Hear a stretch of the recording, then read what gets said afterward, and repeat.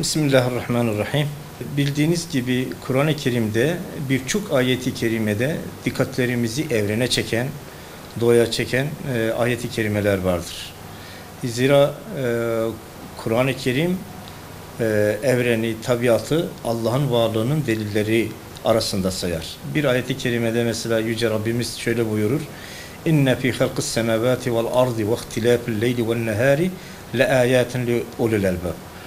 Kuşkusuz göklerin ve yerin yaratılışında, gece ve gündüzün değişmesinde akıl sahipleri için Allah'ın varlığının ayetleri vardır, delilleri vardır.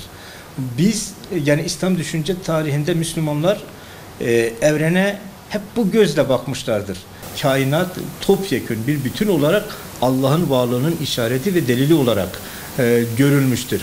Bundan dolayı Yüce Allah bu kainatı, bu evreni hassas ayarlarla ayarlamış ve bu hassas ayarları adeta bize emanet bırakmıştır. Çünkü hayatın devam edebilmesi için her şey hassas ayarlarla ayarlanmıştır. Yüce Allah bu kainatı bu güzelliklerle, bu şeylerle bize emanet etmiştir, bize bırakmıştır. Bizim dolayısıyla kainatı fethedilmesi gereken, işgal edilmesi gereken bir yer olarak değil, bilakis bir emanetin kurulması şeklinde bizim ele almamız, bizim o gözle bakmamız gerekiyor. Hz. Peygamber sallallahu aleyhi ve sellem'in direktifleri de bu yöndedir. Kendisi savaşta bile ağaçların kesilmesini yasaklamıştır. Yani bu ne demektir? Aynı zamanda bir savaş hukukunda bile çevrenin korunması bir ilke olarak Müslümanlara ifade buyurulmuştur.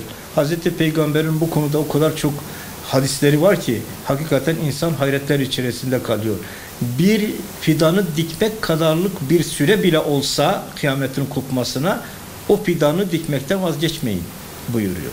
Hz. Peygamber'in sadece yeşillikle ilgili değil, hayvanların haklarının korunması, onlara şefkat gözüyle bakılması, onlara zarar verilmemesi yönünde de Hz. Peygamber Efendimizin birçok hadisi var. İslam'ı, Kur'an-ı Kerim'in ve Hz. Peygamber sallallahu aleyhi ve sellemin bize buyurduklarından çıkararak edineceğimiz bir çevre bilinci, doğaya saygılı olmayı, onu bir emanet olarak görmeyi, oradaki güzellikleri korumayı ve tahrip edenlere karşı da bir mücadele etmeyi bize dikte ettiğini çok rahatlıkla söyleyebiliriz. İlk önce kendi nefsimizden başlamak üzere çevremizdeki insanlara bu bilincin yerleşmesi için çaba göstermemiz gerekiyor. İnsanların dikkatlerini Kur'an-ı Kerim'in ve Hz. Peygamber sallallahu aleyhi ve sellemin, yani bir Müslüman olarak bize bu konudaki tavsiyelerini, emirlerini ve önerilerini dikkate almamız gerektiğini düşünüyorum. Ama öncelikle kendi nefsimizden başlamak üzere bunu